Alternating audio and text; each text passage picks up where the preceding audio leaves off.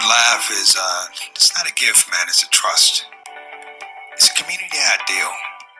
To be able to put people in a room, it's talking about some of the most difficult of things, painful, hurtful things, but yet congeal an environment whereby people can see their own humanity, show compassion, and show mercy. Civil liberties attorney Claire also said when it came to humor, if you lose the power to laugh, you lose the power to think.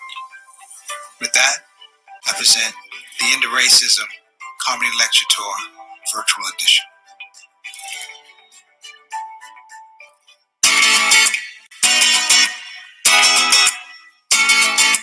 I think racism is the reason why you never ever see any black people in candy commercials. You're laughing, but if you went to the local pharmacy, you saw a cardboard cutout of me with some suntan lotion, you'd be confused. It's a killer. They're going to tell you this. It affects everybody. Guess what? Racism affects white people too. But they don't tell you. That's why I'm here. Work with me here. Black people got black giving money.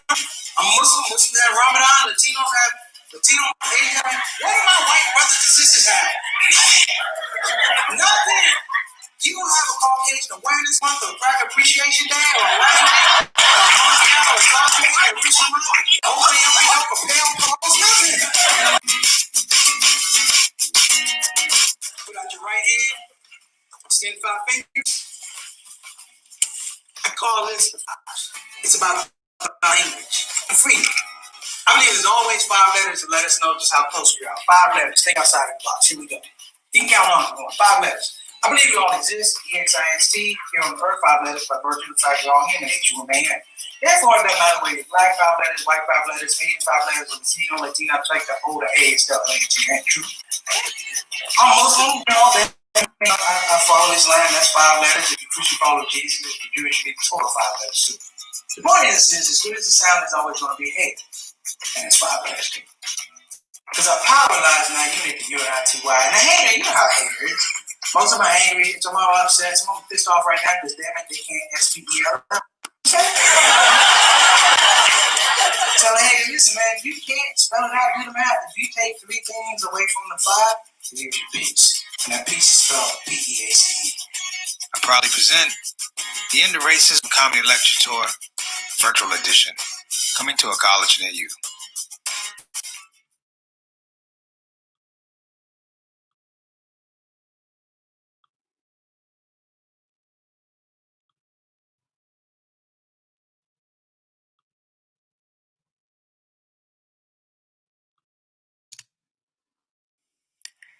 Hey everybody, Assalamu alaikum. Hope you're having a wonderful day. Make sure that you hit the subscribe button and the notify button so you'll know when you're getting new episodes. And we just want to grow this project. I thank you in advance. Without further ado, let's get it rolling. The ShOUT Show.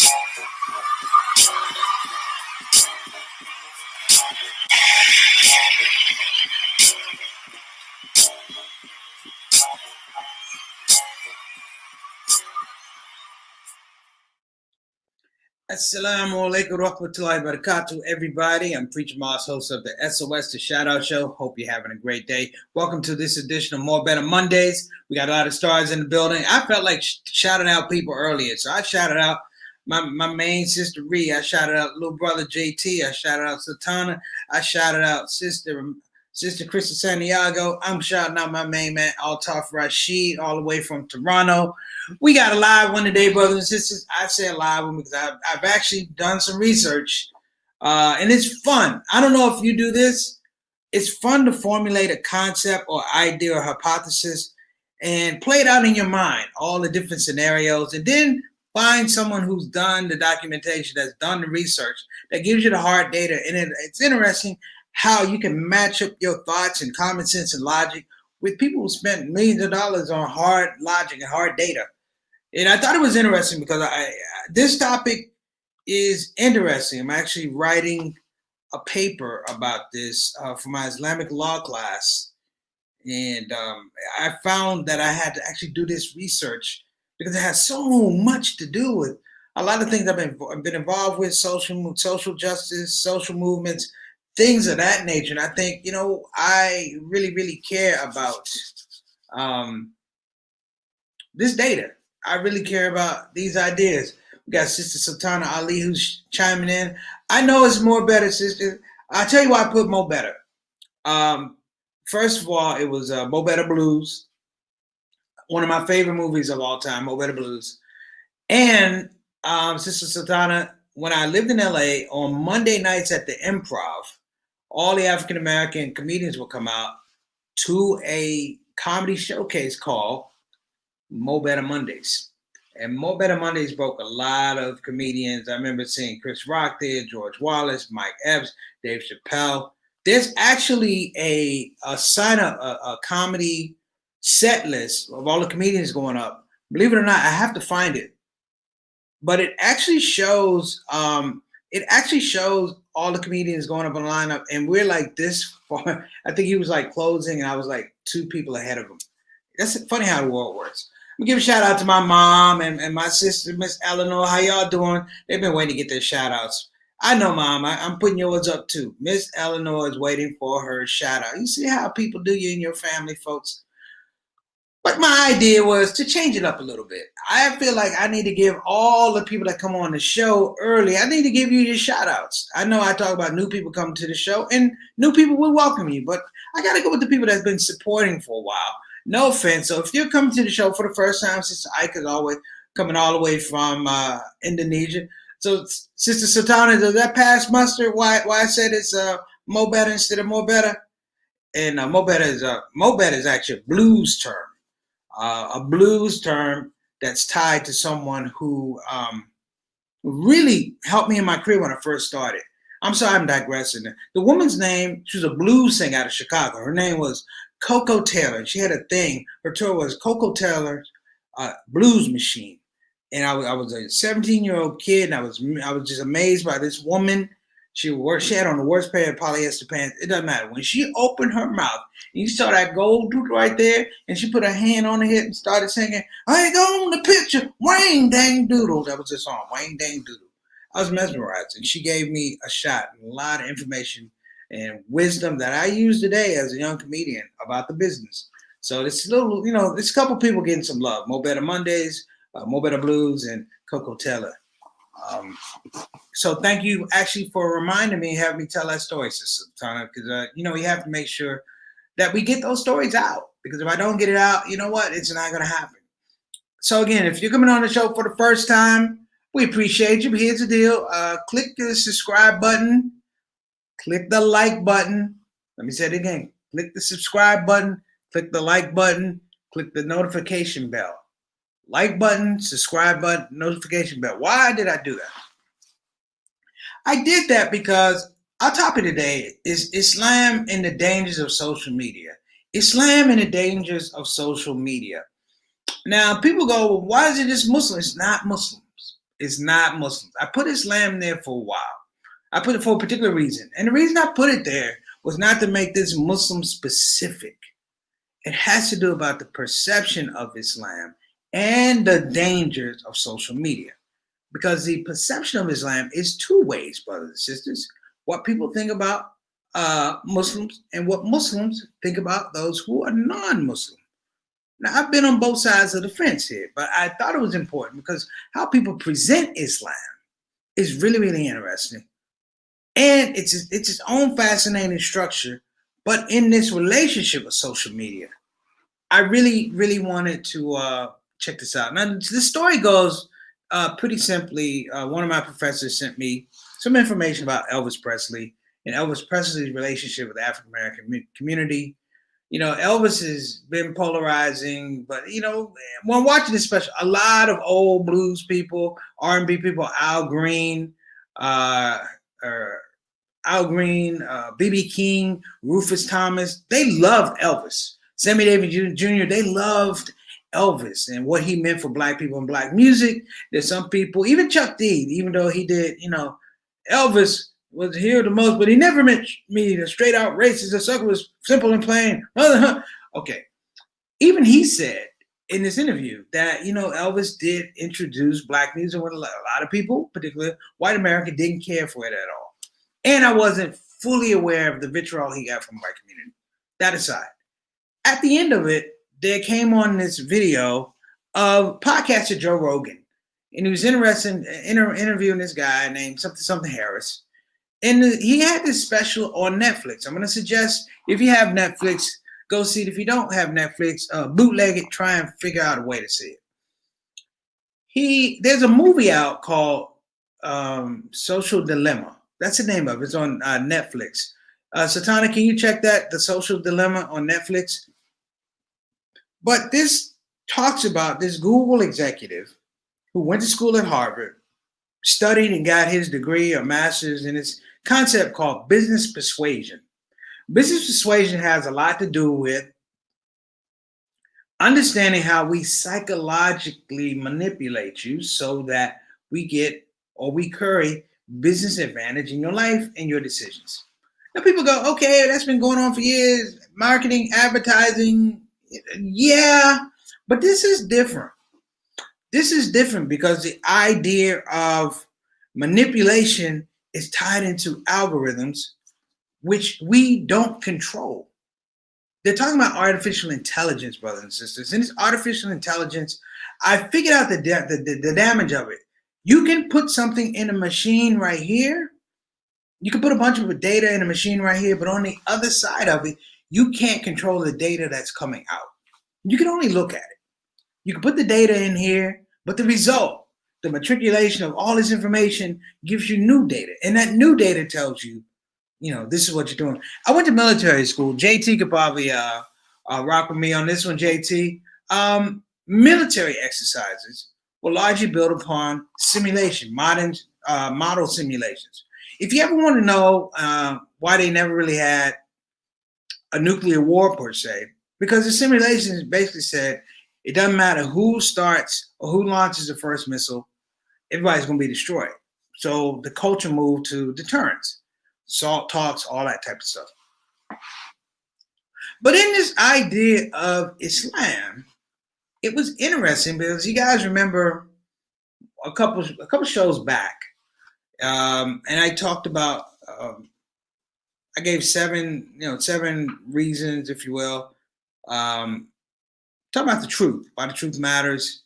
But there was something about information. And I want to talk to everybody about information right now.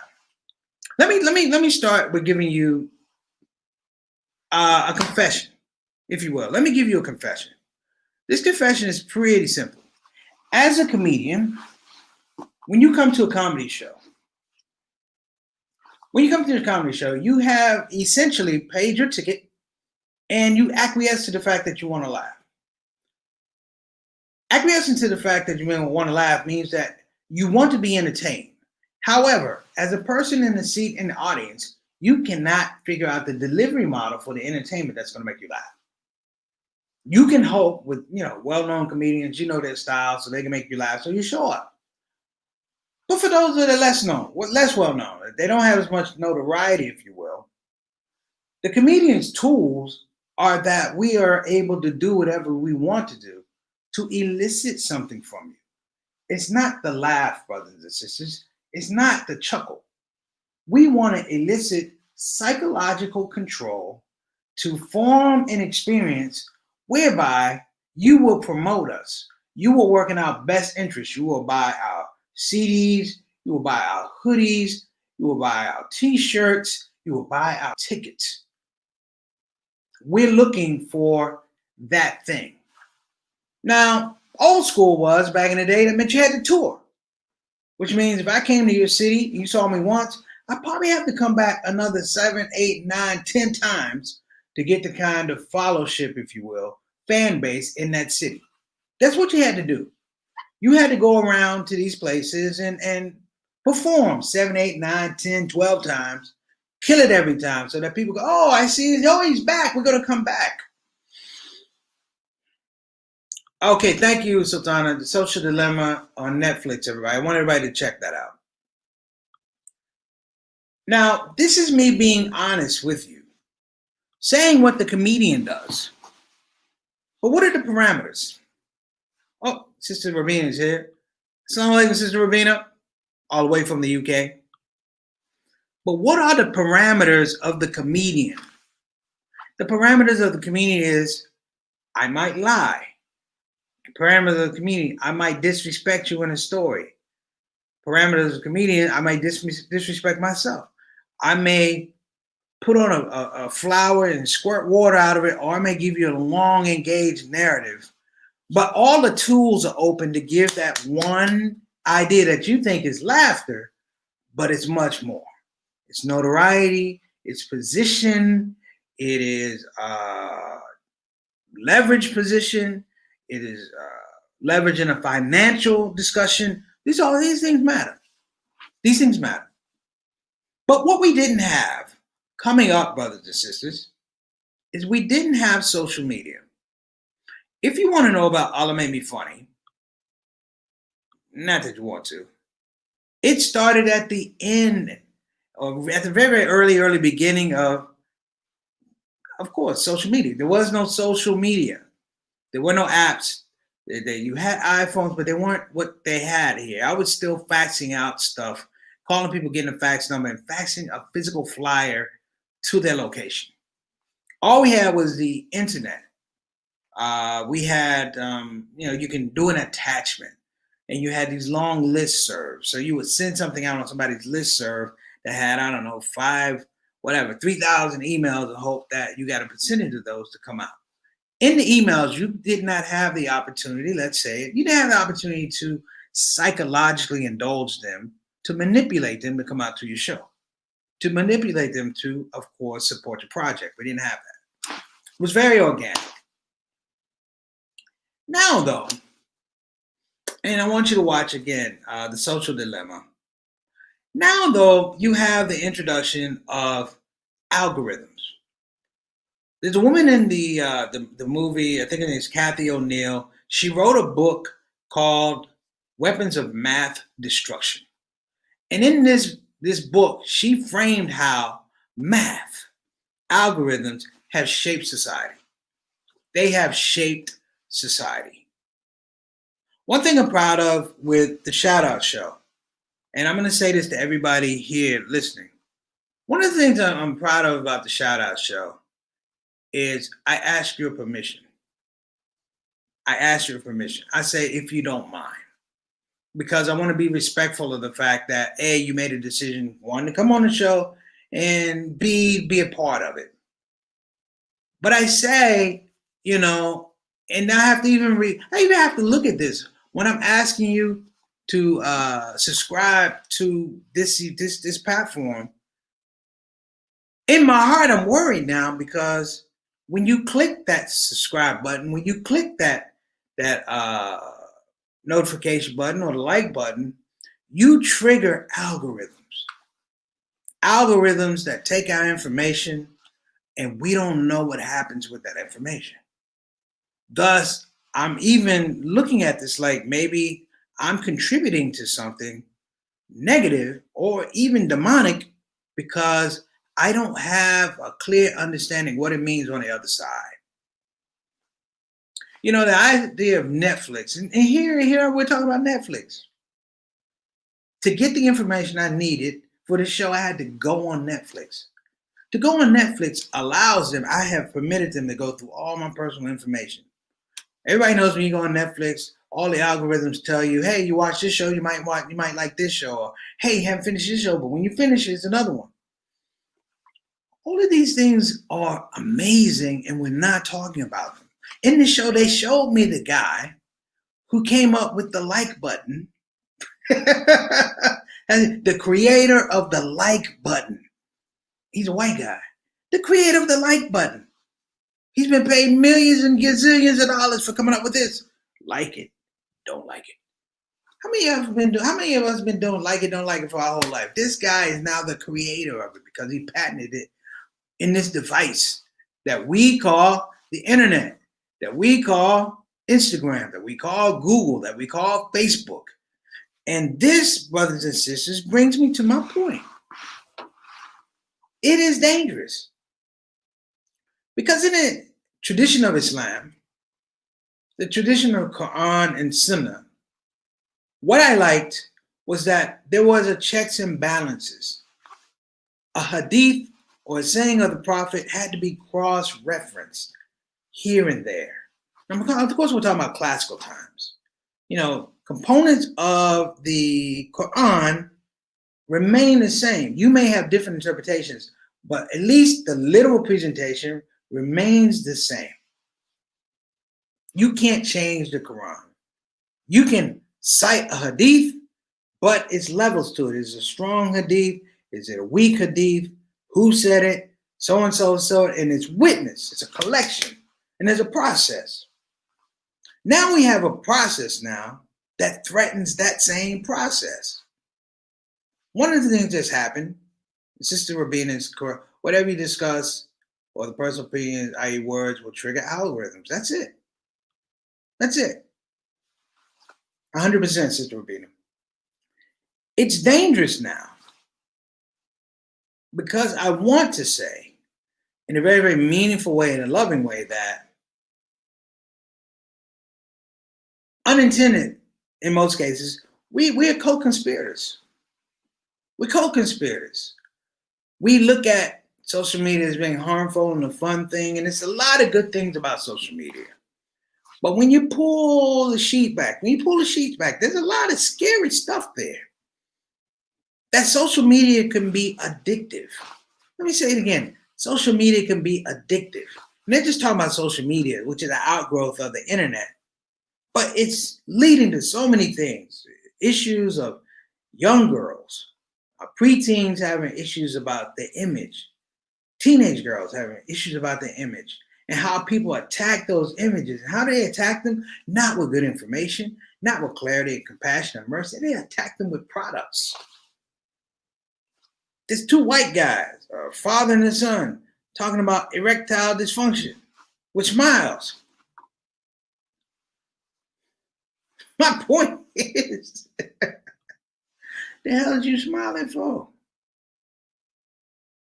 I digress. The danger of Islam dealing with social media, Christianity dealing with social media, and every other world religion, Judaism, you can keep going on. Social media unchecked, these algorithms can literally begin to change the narrative on our own religious preferences.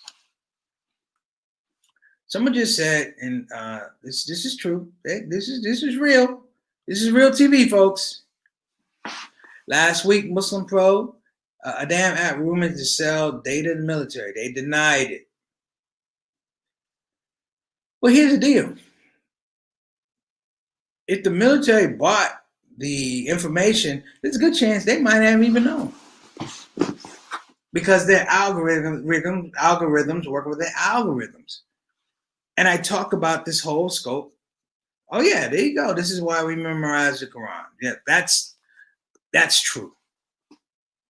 But that's tradition. But now you have Sister Rabina, you have a young group of boys and girls who are subject to these apps. I'll be honest, I have an app on my phone to make sure when I come into town, I can find the halal places. I have an app on my phone and make sure that I make my salat on time, or Fajr comes up so I don't oversleep. I admit to that. But just those things are guided by algorithms. You're not getting the information for free. You're not getting the information without strings. I've fashioned in my heart that Islam in this age of social media is in danger because we have gotten to a point where data represents, and you haven't seen this yet, but I've seen it. Data representing Islam is now being filtered out to non-Muslims. It's being filtered out, handed out. They're developing new platforms. Twitter are going to this other more conservative platform. I can't remember what it is, but I've read about it. I saw it in interviews. And I just sit down and saying, data is king. Let me show you what Sister Amanda, anytime you click a key or button somewhere is tracking you, what you buy, what you look at, any part of your life is used to sell you or market things to you. Yeah, but what if you don't want those things marketed to you? This was one of the most stressful election cycles I've ever been a part of. I'm going to be honest with you. One of the most stressful election cycles. I'm going to tell you why. Because people were willing to use data to manipulate other people to get the result they wanted. It's not, I want you to vote, but I want you to vote a certain way. Don't look at the facts. Look at my data. Don't inquire. Look at my data. And we have certain things here. Quietly, there's been a rise of anti-Muslim violence. Let me throw this one out there. There's been a rise in anti-Christian violence. And the culprits hide behind this data. Let me put it up here. Every single telecom device is monitored by, and yeah. And it's interesting, a black woman got an award because her technology, she's like one of these hidden figure ladies. Her technology was the core technology for GPS tracking. I think Sister Rabina sent me that. But here's my point. Parler, there you go. Parler, the conservative alternative. Now you have a situation where there's so much data and so many people that are addicted to your data, addicted to your messaging on Twitter, that you can pull massive amounts of people to an even more constricted situation where I can definitely manipulate you because you want to be here. I don't have to fight you. You want to be here. And in that space, I can turn you over and over and over and over and over, and I could create a monster. We don't talk about it a lot, brothers and sisters. But I want to talk about ISIS. Let's see. The moment you bought a smartphone and said you signed up for a contract, you said, yeah, you're 100% right. And here's the killer part, Sister Rabina. If you break your contract early, you got to pay a penalty. Here in the United States, like $200. You break a contract. You know why? Think about this. You use your phone for a 2-year contract. Do you know how much data you are giving away? Do you know how much data you accumulate in a day? Just looking at Instagram, it's never a 2-3 second engagement. Oh, let me see what somebody wrote me something. Someone sitting there. You might spend 15 minutes there when you thought you're going to spend 1. Look at the multiplication factor on that. And Islam under social media has been presented in a way, because we don't see it because we're in the United States, we're in the UK. But I'm going to tell you guys something. I did a show years ago over in the UK at the US Embassy in London, as a matter of fact, where all it made me funny. And I was talking with a UK intelligence attaché. And we were talking about, the idea of Muslim terrorism, Islam and terrorism. I was like, you can't put them in the same 2 sentences. And it was the beginning of ISIS. And I was like, man, what's this thing, ISIS? I keep hearing about ISIS. And this guy said, let me tell you about ISIS. I said, okay. He said, ISIS is really about 400 guys with a really good camera. ISIS is 400 guys with a really good camera. And the growth of ISIS summarily grew with the fact that they got better with technology and production. They created a boogeyman that they could put out anytime they wanted to. Anytime they wanted to. They had studios. They had scripts. They had production people. You think it's all terrorists. No. They had directors. They had writers. They had people that copy edited, proofread, stage consultants, script consultants. And they produced this whole thing of ISIS that's changed the world. But as the man said, really, at this point, it's about 400 guys with a really good camera. And once social media got a hold of them, or they got a hold of it, it was game over. And I'm gonna say something too. You know, I'm old enough to remember the old Colgate studies. Y'all remember the Colgate studies, right? Long story short, Colgate produced toothpaste. So in white neighborhoods, they put up commercials or advertising, really billboards back in the day, and people buy toothpaste. And then they looked at the number. They said, well, the white people buy this amount of toothpaste with billboards. Then they looked at the number and said, but the black people, they buy the same amount, if not more, toothpaste with no billboard. And somebody said, you know what we should do? We should advertise in the black community, not with white people, but with black people.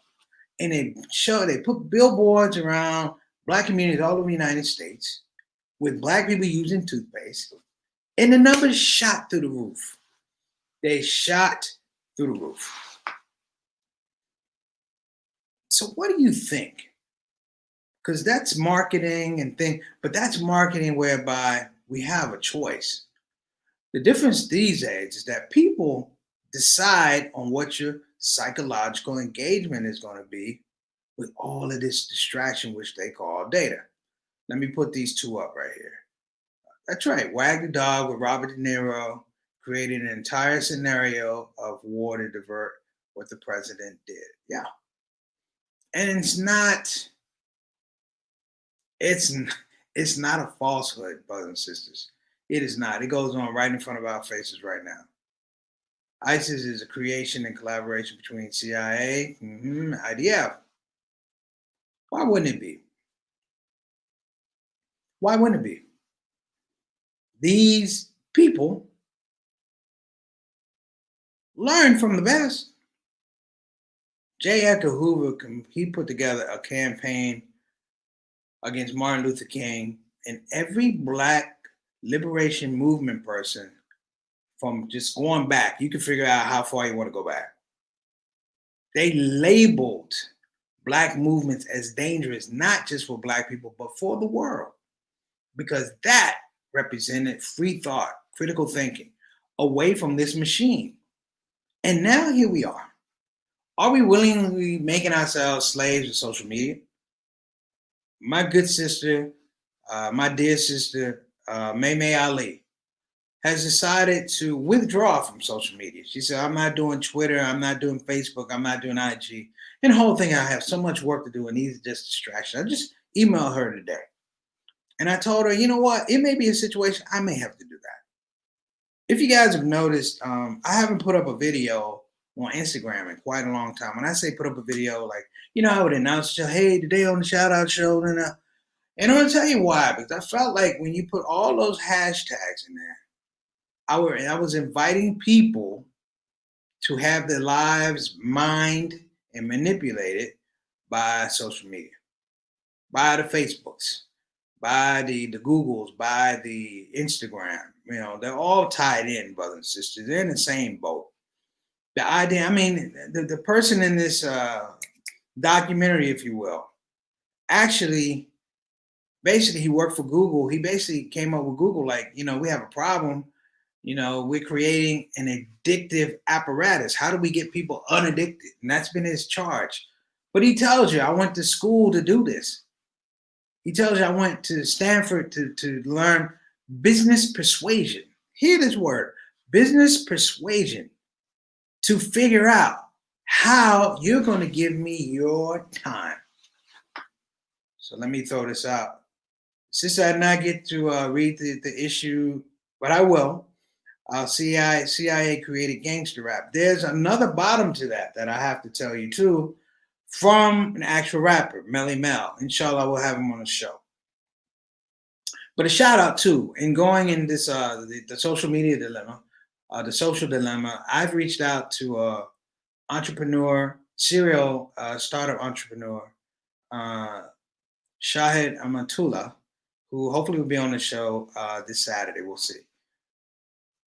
But let me throw this up. That's like Cat, the movies, they do Coke and with the sound of the ice in the glass. Yeah, they're playing to every titillation that they can play to you to get you to buy the product. Let me see. Yes, hashtag is a public search result. Okay. Thank you, Sultana, because, I'm just speaking off the cuff. I'm just speaking off the cuff. I don't know all these things, but it's just, you have these things in your spirit.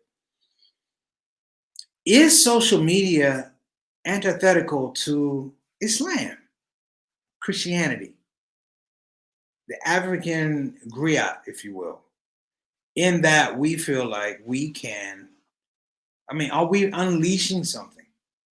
I'm going to give you guys a story about Facebook, YouTube, as a matter of fact. There was a guy on YouTube who got his numbers up. Hear what I'm saying? He got his numbers up, basically, and he was a Muslim brother, basically bashing everybody else. He was like the Muslim 50 Cent. He would bash other scholars, learned scholars. He didn't say where he studied. He didn't run a masjid. He didn't do counseling. We never saw him at the conventions, but he played to a group of people, brothers and sisters. Oh, wait, whoa. We got one here. I gotta break the subject, brothers and sisters. Donald Trump conceded. That's conceded, not conceited. He is conceited. I'm gonna have to go and look that up. He conceded. Good. He got to get the hell out of the White House, man. You know why? Because there's a guy who's doing what? Leaning on social media to change opinion. Well, social media turned on. So let me finish this up, because now I got to go watch the news, because Sultana thought you should have told me after the show, Sultana. But think about this, brothers and sisters. How do we reverse that? How do we get to a point where social media isn't a part of our life? And it's very hard, because artificial intelligence has been around a long time. And that's the thing of it. That's the magic of it. You think you can change it tomorrow, but it's been in process 30, 40 years. They used to have computers that would play against human beings. They played a game of chess. And what is chess? A game of high stakes logic, predictive thinking. And some of the times the computers beat some of the greatest chess masters in the world, and then the chess masters beat the computers. But the majority of the time, the computers beat the chess masters because they had predictive learning. They knew.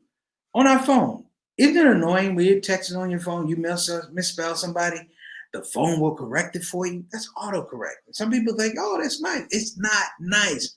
Learn how to spell correctly, damn it. But let me leave this one, and then I'm going to go ahead and let you guys go. We're a little bit over today. The dangers of social media is that we allow algorithms to present themselves as human beings.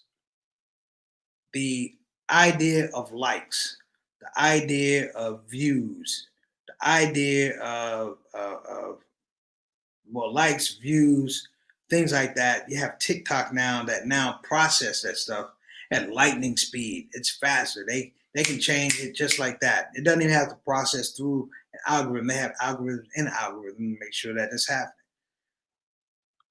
Hey, how you doing, Living Sacred? I'm glad you came on. We're getting ready to leave, but I wanted to give you a shout out. I hope you're doing all right. All right. So to wrap this thing up about social media, I want us to begin to, if you will, frame a little bit what this means moving forward for our identity. I've been in some talks recently talking about how people feel about their religious identity, their racial identity, and this election cycle is horrible because you had all kind of algorithms running around trying to tell people how to feel, how to vote, and if they didn't feel that way, then you should feel this way. And it was amazing. It was sick. But let me put these up, and I'm going to go. Since the childish business persuasion is an old-fashioned PR skill before, it was two-dimensional. Now it's three-dimensional. Now has a three-dimensional look. A three-dimensional look means that it's human-esque hearing, and it's hearing emotional intelligence. You want to reverse, use alternative platforms, IG, Telegram, DuckDuck, Go Right algorithms to block things. Yeah. I'm not an algorithm writer. My thing, the best way I can deal with an algorithm system is that I just turn off the phone. I turn off my notifications. If you ever try to call me after 10 o'clock, you probably won't get a hold of me because put the phone on sleep. I don't need to hear from people after 10 o'clock, 10:15. Let me throw this up. Finally, Orange Cheeto, it'll be out of here. There you go. There you go. I've got to get on the news now. He conceded. The conceited has conceded. So listen, everybody, we might have to pick this up, but if you don't mind, do two things. Check out Idea of Business Persuasion. That's one. And then, if you don't mind, check out this thing on Netflix called The Social Dilemma. Now, listen, I got to get out of here. You guys have been great as always. I will see you soon. Stay blessed. Assalamu alaikum wa rahmatullahi wa barakatuh. I'm Preacher Moss. This is a shout out show. Take care.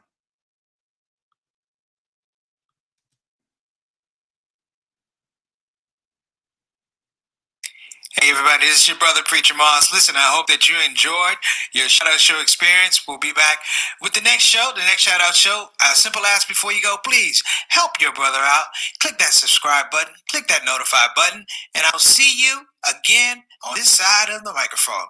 You probably wonder what that smell is. That's me. I smell good. And the reason I smell good is because I use oils from Tarifa Tar. So I'm not saying you can't smell good. I'm not even saying you stink. I'm saying you have the opportunity to smell exquisite. Check out tarifatar.com for some of the best oils and scents in town.